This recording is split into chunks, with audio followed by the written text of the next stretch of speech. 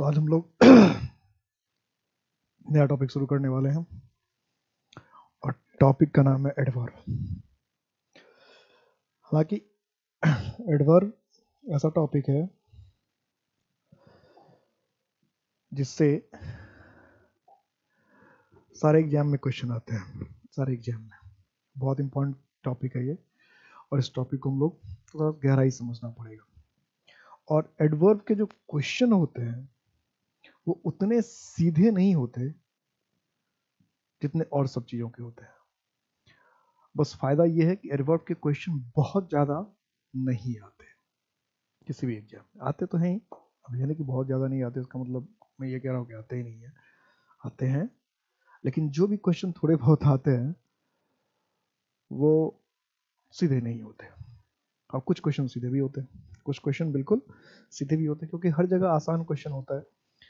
तो दो लेवल के क्वेश्चन आते हैं। कुछ बड़े बड़े एग्जाम जो होते हैं उसमें बड़े बड़े क्वेश्चन आते हैं, कुछ छोटे छोटे एग्जाम से एसएससी का मेंस है या फिर सीडीएस का एग्जाम है उसमें थोड़े से बड़े लेवल से आते हैं, और एग्जाम जो होते हैं उसमें थोड़े से लेवल कम रहता है। तो हम लोग बेसिक से बात करते हैं, बेसिक की बात करते हैं। जो क्वेश्चन नॉर्मली एग्जाम में पूछे जाएंगे उनसे रिलेटेड है, जो नॉर्मली, ठीक है, बेसिक से, जीरो लेवल से।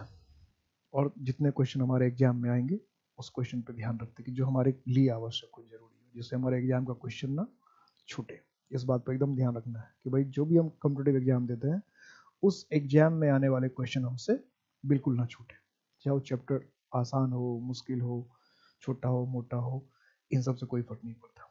ठीक है, इन सब से कोई फर्क नहीं पड़ता। शुरू करते हैं, क्वेश्चन देखते हैं कैसे आते हैं।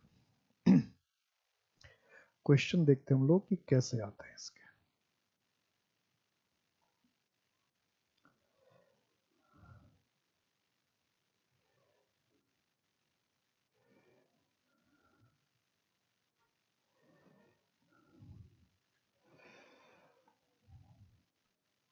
थ्री क्वेश्चंस जैसा हम बनाते थे।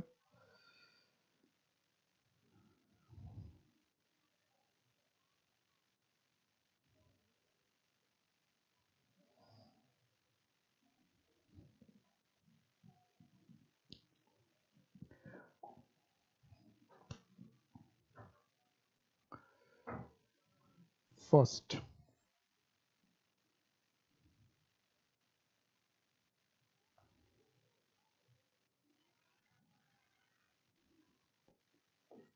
he flew over extensively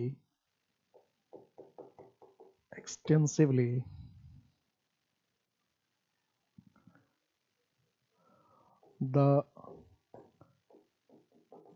Pacific last winter. B, A और सी, और कोई गलती नहीं है। नो एरर, नो एरर तो आपका हमेशा ऑप्शन रहता है। Second, the scientists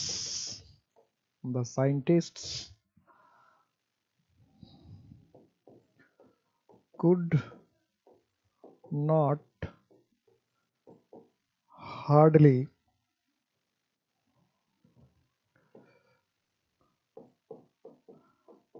complete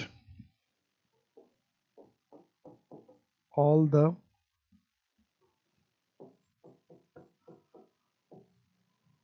experiments.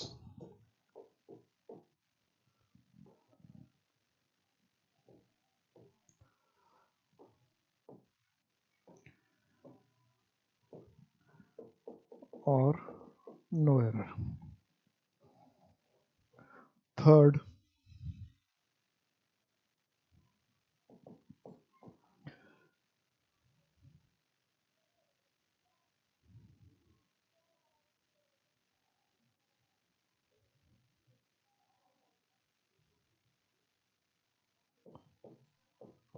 last night last night you returned lately. A, B, C, no error. ऐसे ही एग्जाम में क्वेश्चन पूछे जाएंगे, फटाफट फटाफट इनको जवाब देना है। क्या कहना चाहते हैं, क्या जवाब होंगे इन सारे सवालों के? सारे एडवर्ब के ही क्वेश्चन है, सारे के सारे एडवर्ब के ही क्वेश्चन है।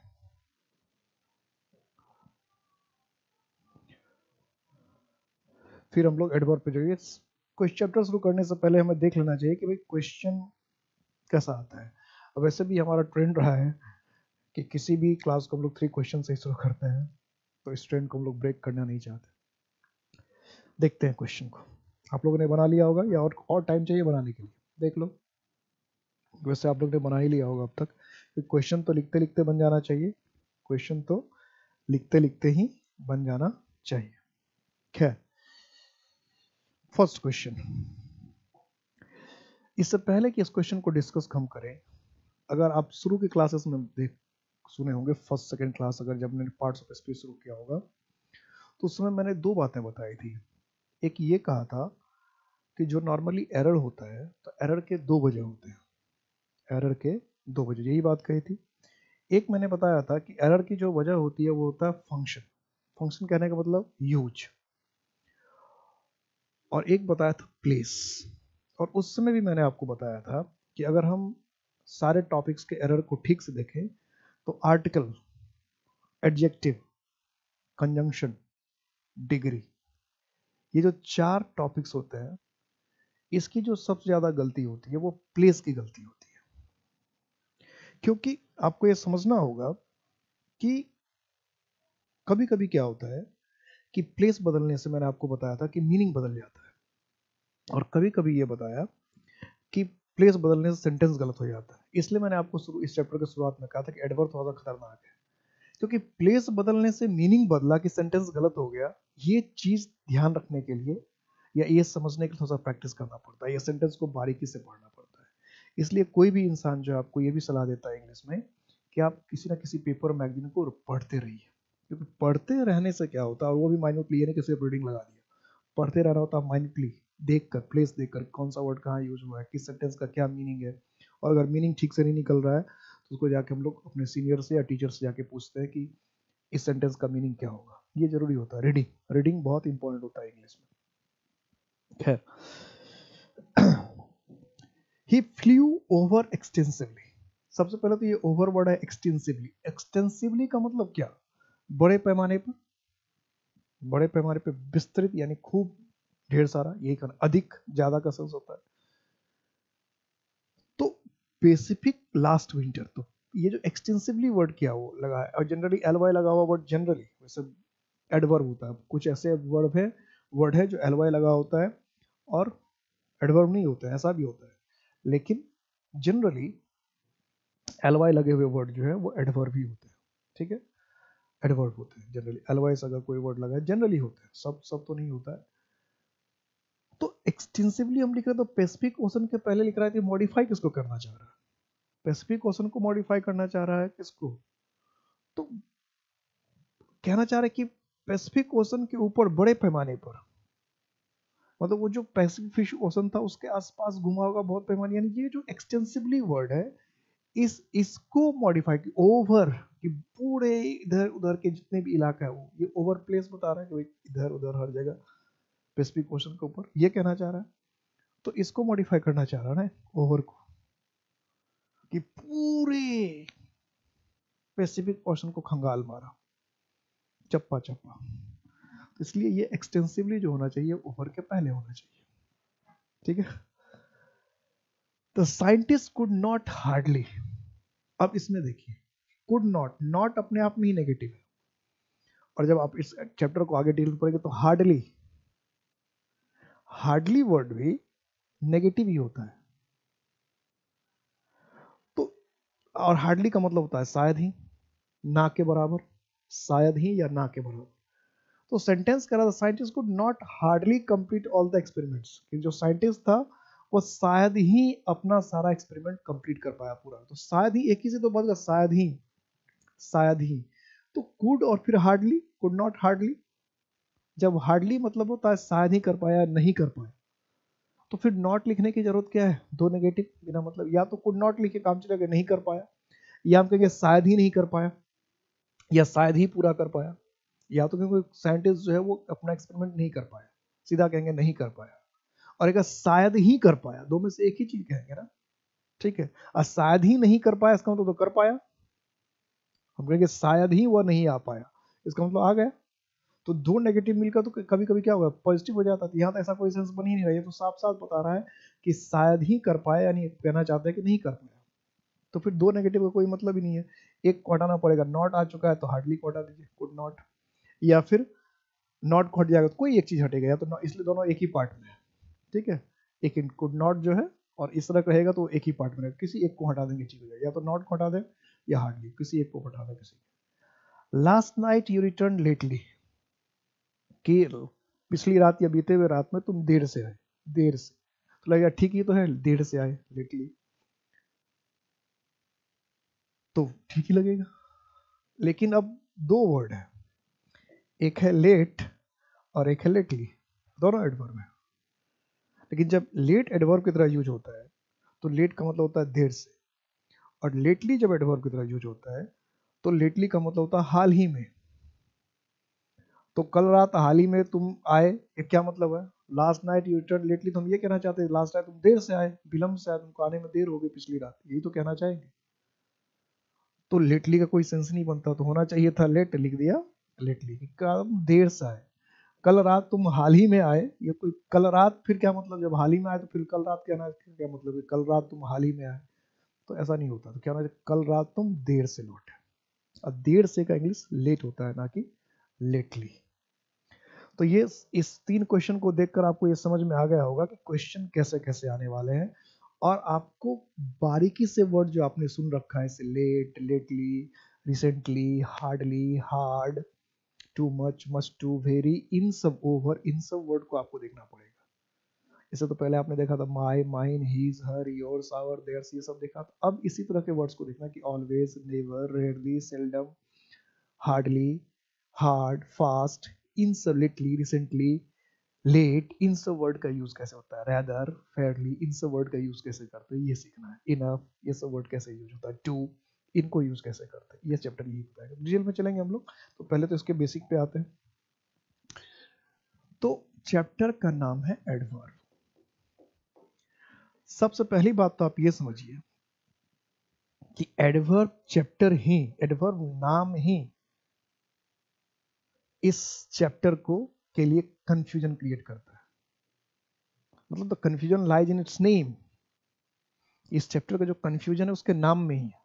अब अंग्रेजों ने क्या सोच कर रखा है ये तो वही जाने, लेकिन इस एक चैप्टर को पढ़ने के बाद ऐसा लगता है कि पार्ट्स ऑफ स्पीच जो अंग्रेजों ने सिर्फ 8 बनाया था वो ज्यादा हो सकता था, 9 10 हो सकते थे। अब कैसे हो सकते थे वो देखिएगा, लेकिन उन्होंने 8 ही रखा, उसकी वजह से कुछ समस्या होती है। नाम ही कैसे कंफ्यूजिंग है पहले वो समझिए। ऐड का मतलब तो कुछ ऐड करना है, तो समझ गए, ऐड जोड़ने के लिए, ऐड, एड होता है ना, एड, कुछ ऐड करना, कुछ हेल्प करना, मदद करना। तो ऐड का मतलब है जनरली मॉडिफाई, कुछ ऐड करना, जोड़ना। और यहाँ क्या लिख रखा है, वर्ब।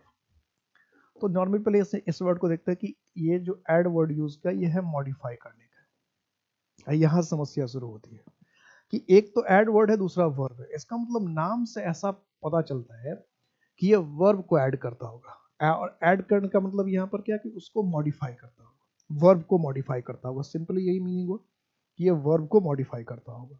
हिंदी में भी अगर आप नाम देखेंगे तो हिंदी में भी कंफ्यूजन है। हिंदी में भी उसका नाम है क्रिया विशेषण। अब हिंदी में क्रिया विशेषण क्या होता है ये तो हिंदी के एक्सपर्ट ही बता सकते हैं, कि मुझे हिंदी की ज्यादा जानकारी नहीं है, तो मैं उस पर टिक्का टिप्पणी नहीं करूंगा। लेकिन इंग्लिश में तो बात हो सकती है। इसका मतलब ये नहीं कि इंग्लिश में बहुत जानता हूँ, इंग्लिश में भी थोड़ी बहुत जानकारी है। तो नाम क्या है, क्रिया विशेषण। तो दिमाग में क्या जाता है कि क्रिया यानी वर्ब, एक्शन की विशेषता बताता हूँ। यहीं आके बात समाप्त हो जाती है। क्यों समाप्त हो जाती है? कि नाम तो लिख रखा है एडवर्ब, तो एडवर्ब मतलब क्या कि वर्ब में ऐड करेगा, वर्ब को मॉडिफाई करेगा, वर्ब को ऐड करेगा या वर्ब को मॉडिफाई करेगा, यही सेंस, यही बात निकलती है, यही होना भी चाहिए, टेक्निकली यही होना चाहिए, यही बात होना भी चाहिए। लेकिन ये जो मॉडिफाई करता है, मॉडिफाई का मतलब क्या होता है ये भी समझो, पहले मॉडिफाई का मतलब क्या है ये समझो। जब हम मॉडिफाई वर्ड का यूज करते हैं तो इसका मतलब हो सकता है, ऐसे हम कहते हैं कोई काम कैसे हुआ, ये बता रहे हैं कि कैसे हुआ, कि भैया तो वह धीरे धीरे बोल रहा है, वह जोर जोर से बोल रहा है, तो ये हुआ मॉडिफाई करना, कि बोल रहा है तो कैसे बोल रहा है, धीरे धीरे बोल रहा है, जोर जोर से बोल रहा है, चल रहा है तो कैसे चल रहा है, तेजी तेजी चल रहा है, धीरे धीरे चल रहा है, तो ये हुआ मॉडिफाई करना, कि हाउ, काम कैसे हुआ, या फिर या कुछ कैसे हो रहा है, ये मॉडिफाई करना, या हाउ मच, कितना ज्यादा, जैसे कोई कहता है उसने बहुत ज्यादा खा लिया, वो बहुत ज्यादा परेशान है, या कहता है कि वो कठिन परिश्रम कर रहा है। तो कठिन परिश्रम कहने का मतलब क्या, कठिन, कठिन कोई क्या परिश्रम कठिन होता है, आप लिख रहे हैं कठिन, लेकिन कठिन का मतलब क्या है, ज्यादा, यही तो है, कहते हैं कठिन परिश्रम कर रहा है, तो कठिन का मतलब क्या, ज्यादा। हम कहते हैं ये कठिन सवाल है, तो वहां कठिन का मतलब क्या है, ज्यादा सवाल है, नहीं। तो हिंदी में देखो कठिन का मीनिंग बदल जाता है, हम जब कठिन सवाल कह रहे हैं तो कठिन का मतलब वहां डिफिकल्ट है, मतलब सवाल में पेच है। लेकिन अगर हम कह रहे हैं कि वो कठिन परिश्रम कर रहा है तो परिश्रम में पेच है, ऐसा कहना चाह रहे हैं क्या? तो कितना डिफिकल्ट वर्ड है, मतलब कठिन खुद अपने आप में कितना, या आप कहते हैं कठोर, वो कठोर मेहनत कर रहा है, तो कठोर मेहनत कर रहा है इसका मतलब कठोर तो ये हुआ, हड्डी है तो कठोर है, ये हड्डी है, पेन है, ये कठोर है, तो कठोर परिश्रम का मतलब क्या है, इस तरह से परिश्रम कर रहा है, कि कठोर का मतलब ज्यादा, यानी कठोर, कठिन, ये सब ऐसे वर्ड हो गए हिंदी के जो अलग अलग सेंटेंस में अलग अलग मीनिंग रखते हैं, और फिर मीनिंग को देखकर या मीनिंग के हिसाब से, मीनिंग को देखकर या मीनिंग के हिसाब से अगर आपने वर्ड का यूज नहीं किया तो सेंटेंस का इंग्लिश ही नहीं बना पाएंगे आप, ठीक है? कि कठोर का मतलब हमेशा कठोर नहीं, हार्ड नहीं, कुछ और भी हो सकता है, कह रहे हैं कठोर मतलब हो जा रहा है ज्यादा, कह रहे हैं कठिन मतलब हो जा रहा है ज्यादा, तो हाउ मच ये भी बता सकता है,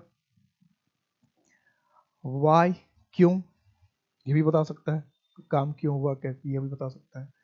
कभी कभी मॉडिफाई करने का मतलब होता है हाउ मेनी टाइम्स, जैसे एक बड़ा ही रोमांटिक गाना था पुराने जमाने में, मेरा पसंदीदा गाना था,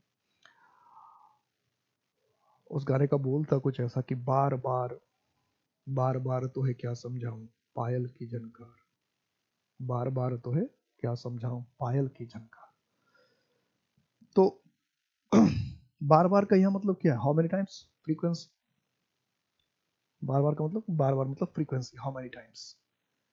या आपने एक वो भी सुना होगा, गाना बहुत पॉपुलर था, वो तो आप लोग को भी अच्छा लगता, कभी कभी मेरे दिल में ख्याल आता है, तो कभी कभी क्या बता रहा है, फ्रीक्वेंसी, हाउ मेनी टाइम्स, तो कभी कभी, कितनी बार, कितना ज्यादा, कैसे, ये सब हुआ मॉडिफाई करने का मतलब। या हम कह रहे हैं वेयर, ये तो कहते हैं वो कमरे में बैठा है, तो भाई कहाँ बैठा, कमरे में, तो ये प्लेस बता रहा है, वेयर कहाँ, कहते हैं वो हर जगह व्याप्त है, ईश्वर हर जगह व्याप्त है, तो हर जगह क्या बता रहा है, प्लेस बता रहा है, एवरीवेयर क्या बता रहा है, प्लेस, कि हर जगह व्याप्त है, हर जगह, तो एवरीवेयर क्या हुआ, प्लेस बता रहा है। तो सेंस क्या हुआ कि कभी कभी वेयर यानी कहाँ, ये भी बता रहा था, ये भी मॉडिफाई करना, या हम कह रहे हैं व्हेन, कब, जैसे कहते हैं वो कल आया था, वो कल आया था, तो हम टाइम बता रहे हैं, वो रात में आया तो टाइम बता रहे हैं, वो पिछले महीने आया तो टाइम बता रहे हैं, तो ये वो व्हेन। तो मॉडिफाई करने का मतलब समझ में आ गया क्या, मॉडिफाई का मतलब क्या हो गया, मॉडिफाई का मतलब यही सब हुआ, कि वाई बता रहे हैं मतलब कारण बता रहे हैं, हाउ मच बता रहे हैं मतलब कितना हुआ ये बता रहे हैं, हाउ बता रहे हैं तो कैसे हुआ ये बता रहे हैं, हाउ मेनी टाइम्स बता रहे हैं तो फ्रीक्वेंसी बता रहे हैं काम कितनी बार हुआ है, वेयर बता रहे हैं तो क्या है, प्लेस बता रहे हैं, व्हेन बता रहे हैं तो क्या है, टाइम बता रहे हैं। कभी कभी हम क्या करते हैं, इंटेंसिटी बताते हैं, क्या बताते हैं, इंटेंसिटी, इंटेंसिटी का मतलब क्या हो जाता है, या इम्फेसाइज करते हैं, किसी पर जोर डालते हैं, इम्फेसाइज करते हैं मतलब जोर डाल रहे हैं किसी चीज पर, ये सब काम करते हैं, यही सब हुआ मॉडिफाई करना। मैं मॉडिफाई का मतलब समझा रहा था। और फिर इसी सब काम के आधार पे, ठीक है, एटसेट्रा कर देते हैं इसको, इसी सब काम के आधार पे इसका नाम भी रखा जाता है। जैसा काम वैसा नाम भी। जैसे मान लो अगर कोई जगह बता रहा है, वेयर, प्लेस बता रहा है, तो उसका नाम रख दिया एडवर्ब ऑफ प्लेस। हाउ, कैसे हुआ, ये बता रहे हैं, उसका नाम लग गया एडवर्ब ऑफ मैनर। नाम भी काम के आधार पर ही नाम, ये तो मैंने आपको पहले ही बता रखा है कि जनरली अधिकांश जो पार्ट्स ऑफ स्पीच है वो काम के आधार पर नाम ही रखा गया, जैसा काम वैसा नाम रखा गया। तो सबसे पहले मॉडिफाई का मीनिंग क्लियर हो गया आपको कि मॉडिफाई का मतलब क्या होता है। हम कहते हैं मॉडिफाई, एडवर्ब एक मॉडिफाइंग वर्ड है, या डिफिनेशन में लिखा रहता है कि एडवर्ब मॉडिफाइज। तो सबसे पहले हमें मॉडिफाइज का मतलब समझना चाहिए कि मॉडिफाई मतलब होता क्या, क्यों लिखते हैं मॉडिफाइज। ठीक है, यही सुनो, क्योंकि मैं डिफिनेशन तो आपको लिखाने नहीं जा रहा हूँ, लिखेंगे तो बोलूंगा तो मैं कई बार, लेकिन डिफिनेशन आपको खुद से बनाना रहता है, खुद से भी लिख सकते हैं, समझना है। तो मॉडिफाई का मतलब समझ गए। तब किसको, अब नाम में तो कह रहा है कि मॉडिफाई वर्ब को, इसका मतलब ये होना चाहिए कि जो वर्ब के विषय में बता रहा है कि कब हुआ, कहाँ हुआ, क्यों हुआ, कैसे हुआ, कितनी बार हुआ, अगर ये सब बताए सिर्फ काम के विषय में, तो वो एडवर्ब होना यही चाहिए, लेकिन होता नहीं है। होता क्या है, होता क्या है कि ये मॉडिफाई सिर्फ वर्ब को ही नहीं करता, ये मॉडिफाई एडजेक्टिव को भी करता है, ये मॉडिफाई वर्ब को भी करता है, ये मॉडिफाई एडवर्ब को भी करता है। इसलिए मैंने आपको कहा था कि पार्ट्स ऑफ स्पीच ज्यादा होना चाहिए था 8 से, क्योंकि हमने तो सिंपल सा ये समझा कि वर्ब को जो मॉडिफाई किया वो एडवर्ब है। अब एडजेक्टिव को जो मॉडिफाई करना था उसका तो कुछ अलग नाम होना चाहिए था, लेकिन उसका नाम भी यहाँ एडवर्ब ही हो रहा है। तो एडजेक्टिव को मॉडिफाई करने वाला अगर किसी अलग नाम रख देते तो 9 पार्ट्स ऑफ स्पीच हो जाता। एडवर्ब को मॉडिफाई करने वाले का नाम अगर कुछ और लिख देते तो 10 पार्ट्स ऑफ स्पीच हो जाता ना। लेकिन ये क्या कर रहा है कि नाम लिख रहा है एडवर्ब, कंफ्यूजन पैदा क्या कर रहा है कि सिर्फ वर्ब को मॉडिफाई करता है, नाम में सिर्फ वर्ब को ऐड किया है, या इसी का एडवर्ब के बदले कुछ और नाम रख देता तो कंफ्यूजन नहीं होती इतनी। क्योंकि जो भी पहली बार नाम सुनेगा एडवर्ब, उसके दिमाग में ये जाएगा सिर्फ वर्ब को मॉडिफाई करता। अगर हिंदी में भी तो हम लोग ऐसा ही कहते हैं, क्रिया विशेषण। अब हिंदी ये देखना पड़ेगा हिंदी की ग्रामर में जाके कि क्रिया विशेषण जो है सिर्फ क्रिया की विशेषता बताता कि और सबकी विशेषता बताता है, लेकिन इंग्लिश में तो ऐसा नहीं है कि नाम भले एडवर्ब है लेकिन सिर्फ क्रिया की विशेषता बताता, ऐसा नहीं है। क्या, एडजेक्टिव की विशेषता बताता है।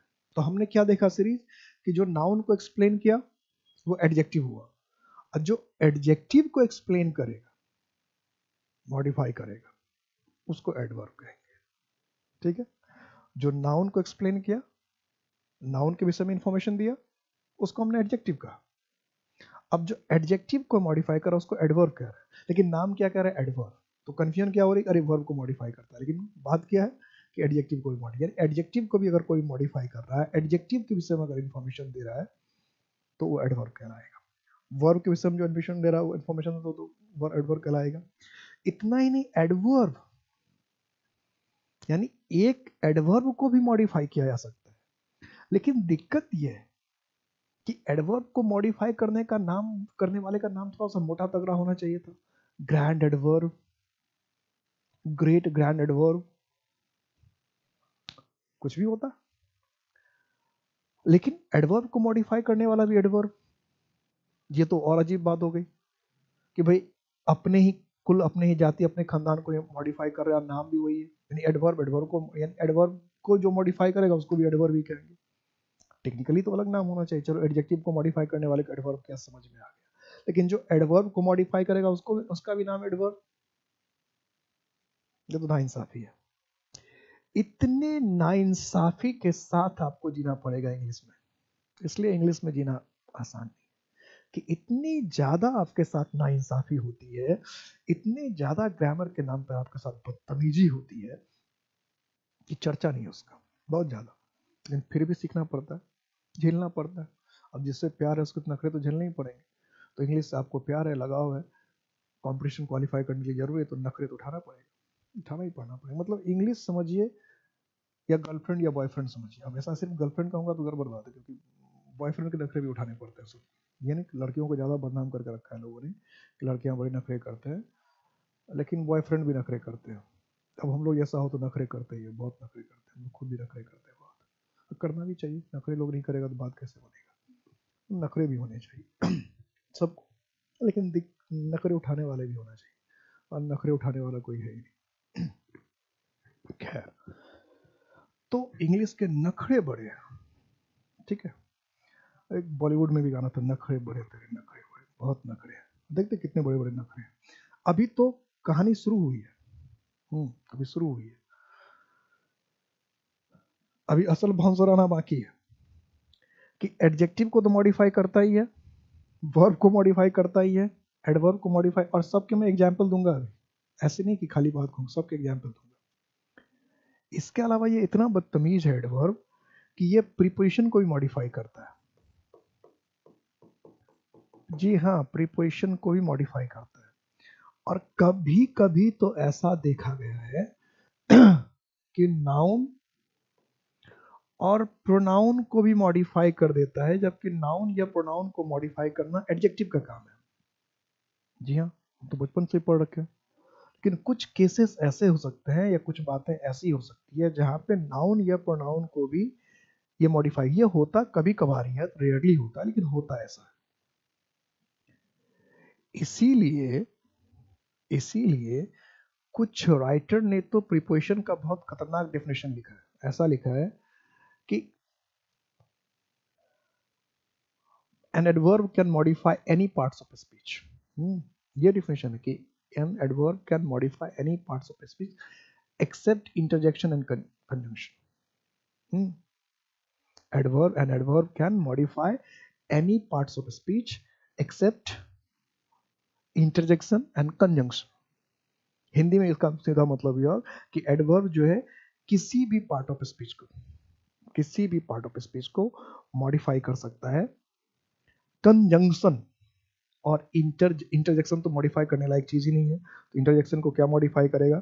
तो इंटरजेक्शन और कंजंक्शन के अलावा किसी को भी मॉडिफाई कर सकता है, किसी को भी कर सकता है, क्या करता ही है, ठीक है। तो इसका मतलब ये हुआ कि एडवर्ब वर्ब को, एडजेक्टिव को, प्रीपोजिशन को, नाउन को, प्रोनाउन को, सबको मॉडिफाई कर सकता है, सबको। सिर्फ किसको छोड़ दिया भाई, सिर्फ कंजंक्शन को छोड़ दिया और इंटरजेक्शन को छोड़ दिया, अदरवाइज ये सबको मॉडिफाई करता है। अब सबके एग्जाम्पल एक एक करके देखेंगे, सबके एग्जाम्पल देखेंगे कैसे, तभी बात समझ में आएगी। तो दिमाग में सबसे पहली बात जो आपको क्लियर करना था वो ये क्लियर करना था कि जो दिमाग में आपके बैठा हुआ था कि एडवर्ब जो है वो सिर्फ वर्ब को मॉडिफाई करता है। इस इस बात को पहले दिमाग से निकालना था कि एडवर्ब सिर्फ वर्ब को मॉडिफाई करता है, ऐसी बात नहीं है। एडवर्ब जो है वो एडजेक्टिव को भी, एडवर्ब को भी, वर्ब को भी, प्रीपोजिशन को भी मॉडिफाई करता है। पहले तो ये दिमाग में लाना था। अब कैसे, जरा इसको एग्जाम्पल से देखते हैं, एक एक करके एग्जाम्पल। सबसे पहले तो जो है बेसिक उसी से उठाते हैं, वर्ब।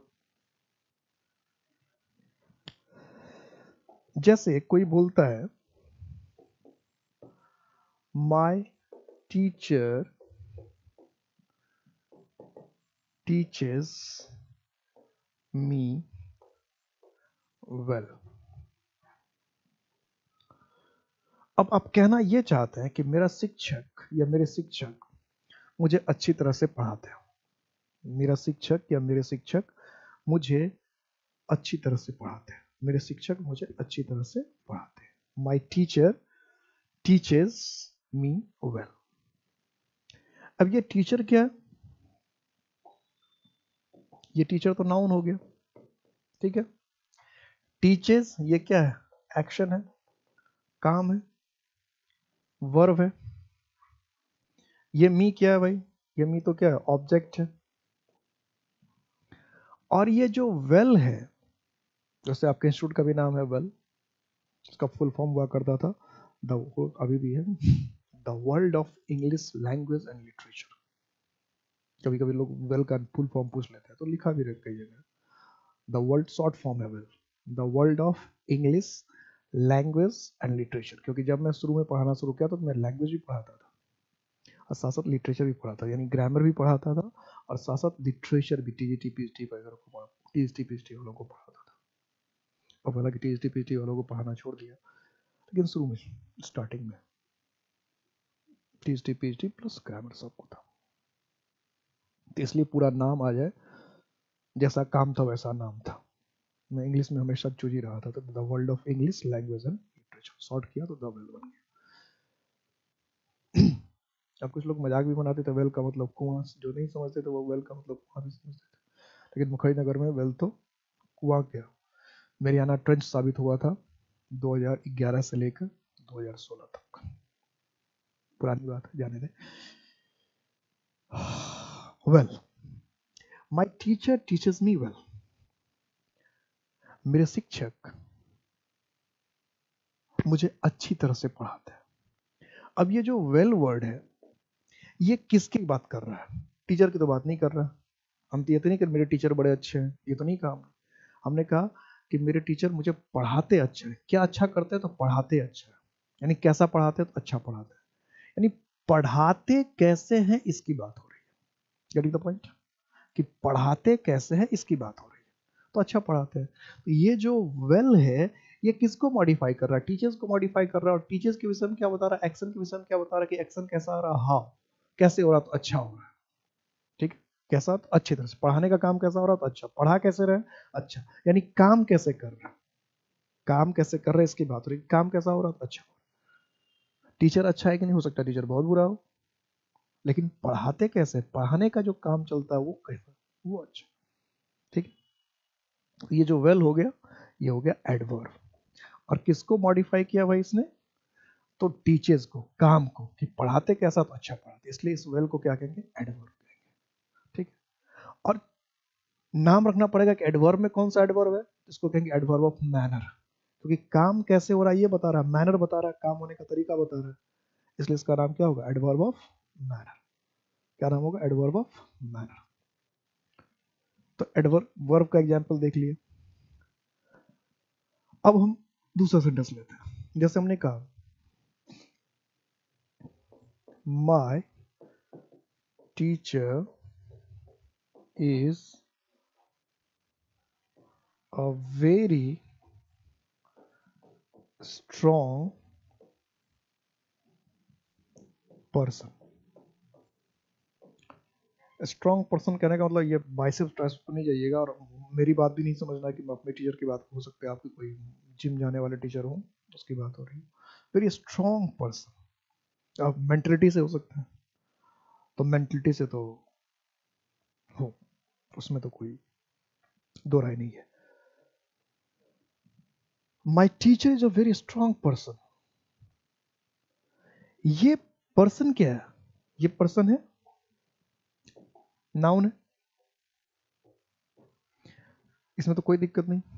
ये जो स्ट्रॉन्ग वर्ड है, ये किसके विषय में इंफॉर्मेशन दे रहा है? स्ट्रॉन्ग पर्सन के विषय में। कौन है स्ट्रॉन्ग पर्सन? तो जो नाउन के विषय में इंफॉर्मेशन देता है उसको क्या कहेंगे? एडजेक्टिव। कि पर्सन कैसा है? तो स्ट्रॉन्ग है, तो ये स्ट्रॉन्ग वर्ड क्या हो गया? एडजेक्टिव हो गया, क्योंकि पर्सन की, किसी नाउन की क्वालिटी बता रहा है या किसी नाउन को डिस्क्राइब कर रहा है। तो जो नाउन को डिस्क्राइब करता है या डिस्क्राइब करने वाला जो एडजेक्टिव, उसको डिस्क्रिप्टिव एडजेक्टिव कहते हैं या एडजेक्टिव ऑफ क्वालिटी कहते हैं। ये तो था जो नाउन की क्वालिटी बताता है, ये जो नाउन को डिस्क्राइब करता है कि कैसा है, नाउन कैसा है, तो ये वह नाउन को डिस्क्राइब करना। तो जो नाउन को डिस्क्राइब, जैसे काम कैसे हुआ, तो वो एडवर्ब हो गया।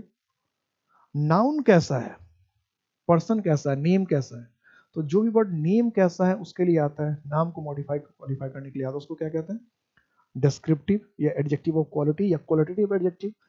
तो ये जो स्ट्रॉन्ग क्या हुआ? डिस्क्रिप्टिव एडजेक्टिव हो गया, या एडजेक्टिव ऑफ क्वालिटी हुआ, या क्वालिटेटिव एडजेक्टिव हो गया। ये जो वेरी बता रहा है, ये वेरी क्या बता रहा है? ये बता रहा है वेरी हाउ मच। ये वेरी क्या बता रहा है? हाउ मच, कितना, क्या ज्यादा, क्या पर्सन ज्यादा है, क्या माय टीचर ज्यादा है, नहीं, अच्छा ज्यादा है, एडजेक्टिव की मात्रा बता रहा है कि एडजेक्टिव कितना अच्छा कितना है, तो ज्यादा, कम भी हो सकता था। तो ये जो वेरी वर्ड है ये एडजेक्टिव के विषय में बता रहा है कितना, मतलब एडजेक्टिव को मॉडिफाई कर रहा है। तो ये जो वेरी वर्ड हो गया ये हो गया एडवर्ब। समझ में आ रही बात, क्लियर चल रहा है बात, कि सबसे पहले स्ट्रॉन्ग आया। स्ट्रॉन्ग किसके लिए आया था, तो पर्सन के लिए आया था, पर्सन को डिस्क्राइब कर रहा था कि पर्सन कैसा है। तो जब पर्सन को डिस्क्राइब कर रहा है पर्सन कैसा है, तो जो पर्सन को डिस्क्राइब करेगा वो एडजेक्टिव होगा, जो नाउन को डिस्क्राइब करेगा। जो एडजेक्टिव के विषय में इंफॉर्मेशन देगा, एडजेक्टिव कितना, हाउ मच, किसी भी तरह का इंफॉर्मेशन, यानी कि हाउ मच कोई भी इंफॉर्मेशन, चाहे वो कैसा भी था, जितने भी लिख रखे उसमें से कुछ भी था, जो भी सूट करे, जो फिट हो, चाहे वाइस सूट करे, चाहे हाउ सूट करे, चाहे हाउ मच सूट करे, चाहे हाउ मेनी टाइम्स करे, उससे जो भी इंफॉर्मेशन एडजेक्टिव के विषय में हो सकता है, वो जो बताए वो क्या होगा, एडवर्ब। तो ये वेरी क्या हो गया, एडवर्ब हो गया। तो आपने देखा कि नाउन को मॉडिफाई किया तो भी इसको क्या कहा, एडवर्ब का। एडजेक्टिव को मॉडिफाई किया तो भी इसको क्या कहा, एडवर्ब किया। तो नाउन को, सॉरी, वर्ब को मॉडिफाई कर लिया, एडवर्ब का। एडजेक्टिव को मॉडिफाई कर लिया, एडवर्ब का। वर्ब को मॉडिफाई किया, कर सकता है, देख लिए। एडजेक्टिव को मॉडिफाई किया, देख लिया। अब आता है कि एडवर्ब को कैसे मॉडिफाई किया, इसी सेंटेंस को उठाते हैं। अगर हमने ये लिखा, my teacher teachers me very well, my teacher teachers me very well, कि मेरे टीचर मुझे बहुत अच्छा पढ़ाते हैं। My teacher teachers me very well, कि मेरे टीचर मुझे बहुत अच्छा पढ़ाते हैं, बेहतर पढ़ाते हैं। Teachers me very well. तो यहां तक तो अब क्लियर है ही, ये टीचर्स है, ये वेल है। वेल किसके लिए आ रहा है, हाउ किसके लिए, तो एक्शन के लिए, है ना, वर्ब के लिए ये वेल, इसलिए क्या हो गया, एडवर्ब हो गया। यहां तक तो कोई बात नहीं है, तो पहले ही हम लोग डिस्कस कर चुके हैं। अब ये जो वेरी वर्ड है, फिर इसकी बात करते हैं। अब ये वेरी किसके लिए आ रहा है, क्या टीचर बहुत है, वेरी का मतलब तो वो तो बहुत ज्यादा, तो टीचर वेरी, टीचर बहुत है, नहीं, टीचर तो इकलौता है, वेरी का तो कोई मतलब, टीचर को वेरी कह रहे कोई सेंस नहीं आएगा। टीचर को अगर हम वेरी कह भी दे तो क्या सेंस आएगा, टीचर को अगर हम वेरी कह रहे तो वेरी कहने से क्या सेंस आएगा, कुछ सेंस आएगा क्या, कोई तुक बनेगा क्या, कोई तुक नहीं बनेगा, कोई सेंस नहीं बनेगा, कोई बात नहीं बनेगी। अगर टीचर को हम वेरी कहें तो कोई सेंस नहीं बनता।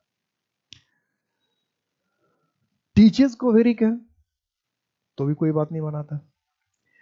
तो बहुत अच्छा पढ़ाते हैं, तो बहुत अच्छा क्या है, अच्छा बहुत है, यानी ये जो वेल है, अच्छा जो है वो बहुत है।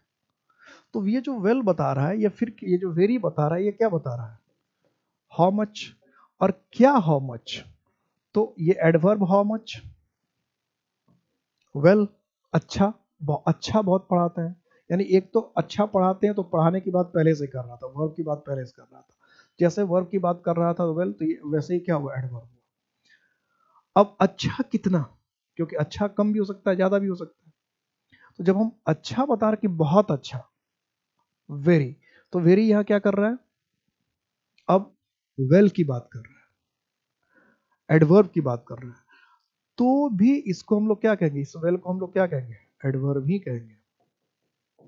तो जो एडवर्ब को भी मॉडिफाई करता है उसको भी एडवर्ब ही कहते हैं, जो एडवर्ब को मॉडिफाई करता है उसको भी एडवर्ब ही कहते हैं। क्लियर हो गई बात। तो अभी हमने देखा ये जो वेरी वर्ड है ये एडजेक्टिव को मॉडिफाई कर रहा था, इससे पिछले सेंटेंस में स्ट्रॉन्ग को, तो भी एडवर्ब है। इसमें देख रहे हैं वेल को मॉडिफाई कर रहा है, वेल क्या है भाई, तो पहले से पता चला वेल तो एडवर्ब था, एडवर्ब ऑफ मैनर था। तो यह वेरी क्या कर रहा है, यानी एक ही वर्ड जो वेरी है ये एडजेक्टिव को भी मॉडिफाई कर सकता है, एडवर्ब को भी मॉडिफाई कर सकता है। जब एडजेक्टिव को मॉडिफाई किया तो भी एडवर्ब ही कहलाया, और जब एडवर्ब को मॉडिफाई करा तो भी एडवर्ब ही कहलाएगा। यानी कोई वर्ड चाहे एडजेक्टिव को मॉडिफाई करे तो भी उसको एडवर्ब ही कहेंगे, चाहे वर्ब को मॉडिफाई करे तो भी उसको एडवर्ब ही कहेंगे, चाहे वह किसी एडवर्ब को मॉडिफाई करे तो भी उसको एडवर्ब ही कहेंगे। ये पॉसिबल था कि हम जब एडजेक्टिव को मॉडिफाई करता तो कुछ अलग नाम रखते, और जब एडवर्ब को मॉडिफाई करता तो कुछ अलग नाम रखते। ये पॉसिबल था, रखा जा सकता था, उससे पार्ट्स ऑफ स्पीच की संख्या ज़्यादा हो जाती और पढ़ना आसान हो जाता। भले पार्ट्स ऑफ स्पीच की संख्या ज़्यादा होती लेकिन कन्फ्यूजन कम होता। लेकिन अब ये दिक्कत क्या हुआ कि हमें ये ध्यान रखना पड़ेगा कि भाई नाम तो एडवर्ब है, लेकिन ये मॉडिफाई वर्ब को भी कर सकता है, एडजेक्टिव को मॉडिफाई करेगा तो भी एडवर्ब ही कहेंगे। यानी दिल बहलाने के लिए बस एडवर्ब नाम रख दिया है। जैसा नाम है पूरी तरह से वैसा काम नहीं है, काम कुछ ज्यादा है, नाम छोटा है।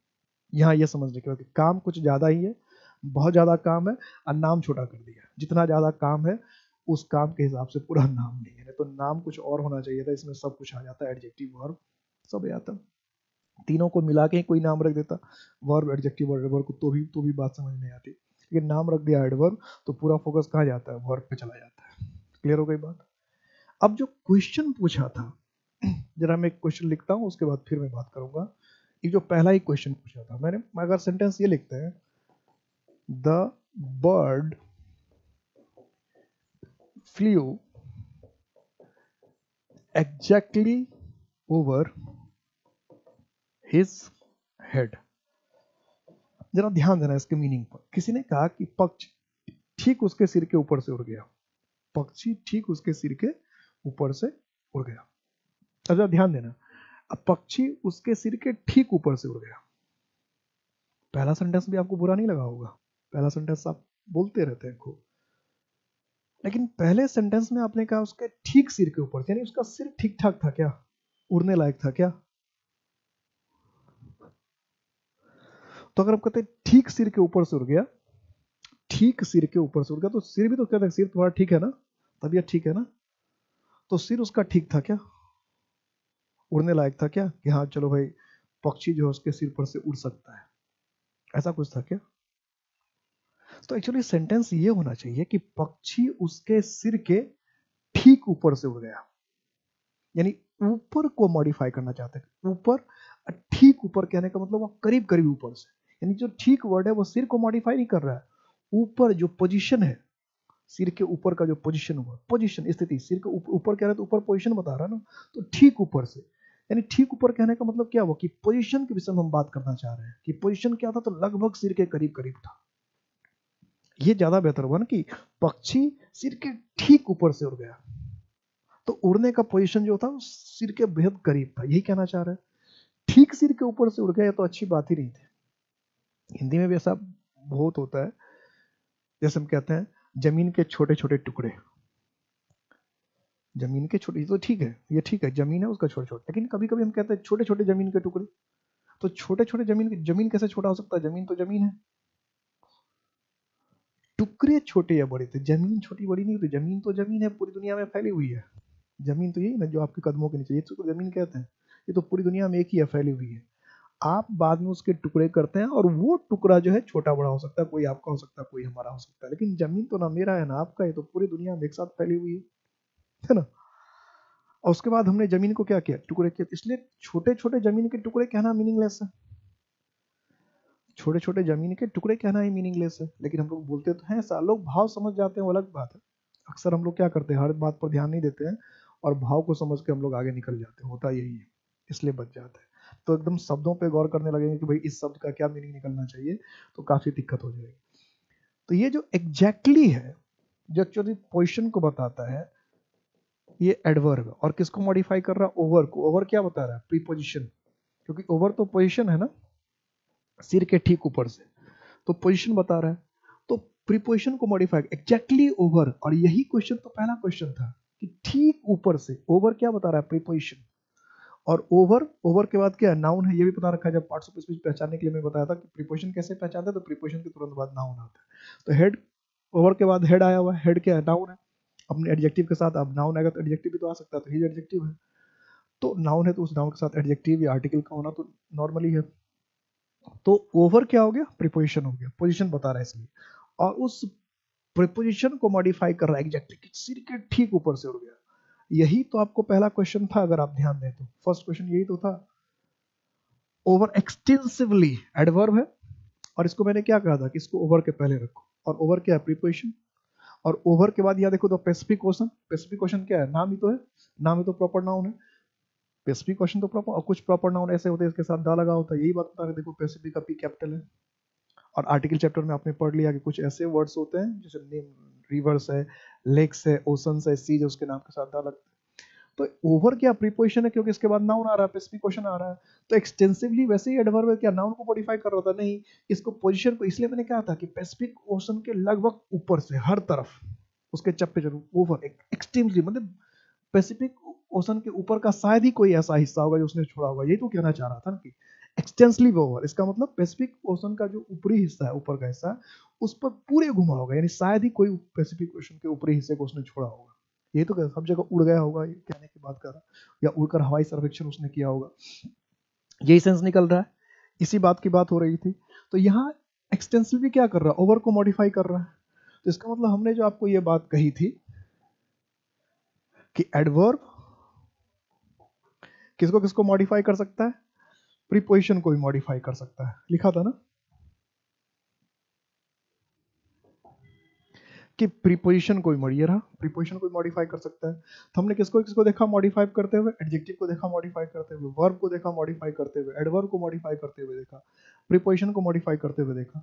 अब हम लोग इसकी बात करेंगे नाउन को और प्रोनाउन को कैसे मॉडिफाई करता है, इसकी बात करेंगे, लेकिन नेक्स्ट क्लास में बात करेंगे, ठीक है। और फिर हम देखेंगे टाइप्स ऑफ एडवर्ब। इतनी बात समझ पहले देख लेते हैं, ये बेसिक था आज की क्लास जो था, और पहली क्लास हमेशा बेसिक होता है, एडवर्ब है क्या, किस मुसीबत को एडवर्ब कहते हैं ये। अब फिर इसके यूज देखते हैं, हमेशा बेसिक में चलना चाहिए, 1 से 2 क्लास बेसिक में लगता है, फिर उसका डायरेक्ट हम लोग एरर पे आते हैं, पहले समझ ले टॉपिक क्या है, जान पहचान कर ले, फिर उसके बाद डिटेल में चलते हैं। तो इसकी बिल्कुल बेसिक था, एकदम ग्राउंड लेवल की बात थी, और फिर हम लोग इसके डिटेल में चलेंगे। अपना अपना ख्याल रखिएगा, मिलता हूँ नेक्स्ट क्लास में।